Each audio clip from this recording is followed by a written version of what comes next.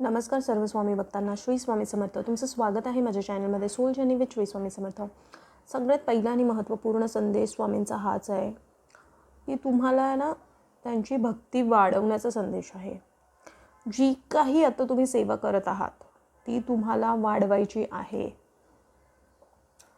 कारण बघा गुरुपौर्णिमा पण येते, तर जर तुम्ही स्वामींना आपलं सर्वस्व आणि गुरु मानता तर मागच्या काही वर्षात जे त्रास, जे दुःख, जे संकट तुम्ही जर बघितली असाल तर ह्या गुरुपौर्णिमेनंतर तुम्ही बघाल ती सगळी परिस्थिती बदलणार आहे. पण ती कशी बदलणार आहे? जेव्हा तुम्ही स्वामी भक्ती वाढवाल. जर तुम्ही 10 मिनटं जाप करता किंवा 10 मिनटं ध्यान करता स्वामींचं किंवा काहीही स्वामींची ग्रंथ पोथी वाचत आहात, तर ती सेवा तुम्हाला अर्धा तासवर किंवा ॲटलिस्ट 15-20 मिनटं म्हणजे 5-10 मिनटं अजून वाढवायची आहे सेवा. जर तुम्ही 10 मिनटं देता तर तुम्ही 20 मिनटं द्या. म्हणजे अशा पद्धतीने तुम्हाला स्वामींची सेवा ही वाढवायची आहे. कारण बघा जेव्हा तुम्ही सेवा वाढवाल तेव्हा तुम्हाला अजून तुमच्या आयुष्यात क्लिअरिटी भेटत जाईल डिसिजन्स घेण्यासाठी. आणि तुम्हाला स्वामी जे दाखवत आहे हे जग, त्यातून तुम्हाला खूप काही शिकायचं आहे. फक्त त्यात अडकून राहायचं नाही आहे किंवा फक्त संकटांकडे लक्ष द्यायचं नाही आहे. तर ते संकट तुम्हाला काय शिकवत आहेत ह्याकडे तुमचं लक्ष गेलं पाहिजे.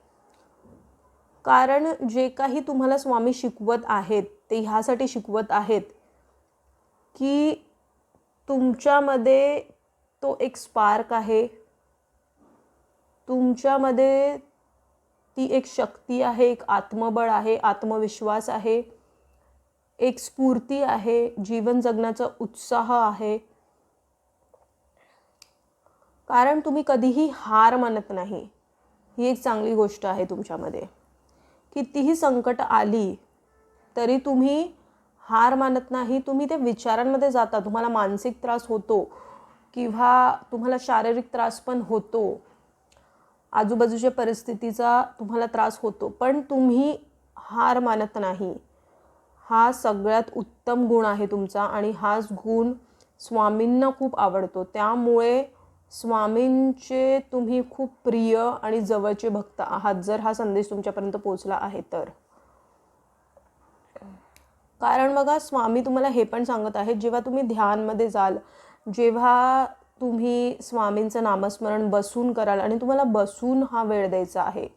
जे काही मी तुम्हाला सांगत आहे, जर तुम्ही ध्यानासाठी 10 मिनटं, नामस्मरणासाठी 10 मिनटं द्यायचं तर 20 मिनटं द्यायचं, पण ते तुम्हाला बसून एक जागेवरती करायचं आहे.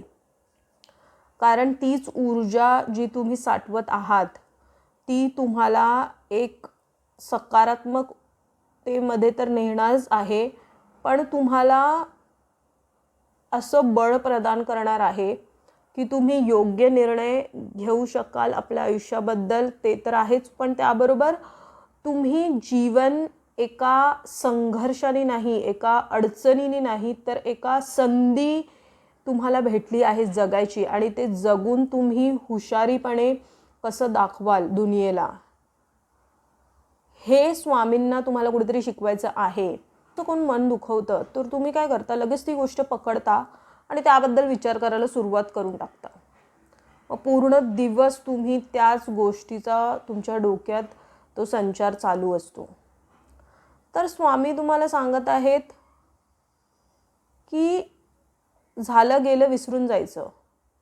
धरून ठेवून पूर्ण दिवस तेच डोक्यात फिरत बसतं तुमच्या, तर त्याचा परिणाम कुठे ना कुठे तुमच्या आयुष्यात खूप विपरीतपणे होईल पुढे जाऊन. त्यामुळे तुमची मानसिक स्थिती ही हलून द्यायची नाही आहे. झालं गेलं लगेच विसरून जायचं आणि एक नवीन उत्साहाने परत सुरुवात करायचं, चांगल्या विचारांचा संचार करण्याची. हा एक स्ट्रॉंग मेसेज आहे.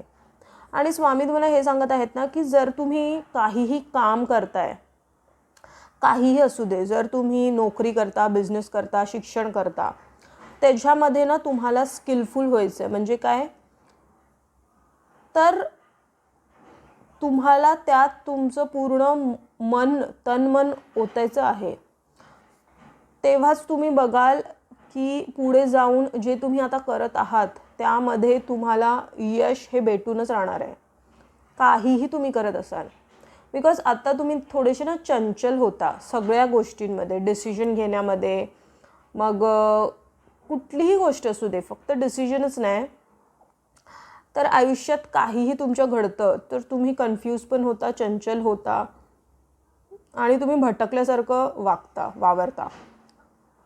तर हे सगळं न करता तुम्हाला पहिली गोष्ट तर ध्यान वाढवायचं आहे, नामस्मरण वाढवायचं आहे, नामस्मरणाची वेळ वाढवायची आहे.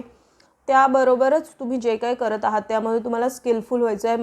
एक जिंकलेल्या खिलाडूसारखं तुम्ही कसं आयुष्य जगता ते पुढे जाऊन, आणि हे तुमच्याबरोबर नक्कीच होणार आहे, नक्कीच होणार आहे. स्वामी कृपेमुळे होणार आहे. आणि असं नाही आहे की तुम्ही संयम नाही ठेवत, तुमच्यामध्ये खूप संयम सहनशीलता पण आहे. पण स्वामी तुम्हाला हेच सांगत आहे ना की योग्य ठिकाणी ती वापरा.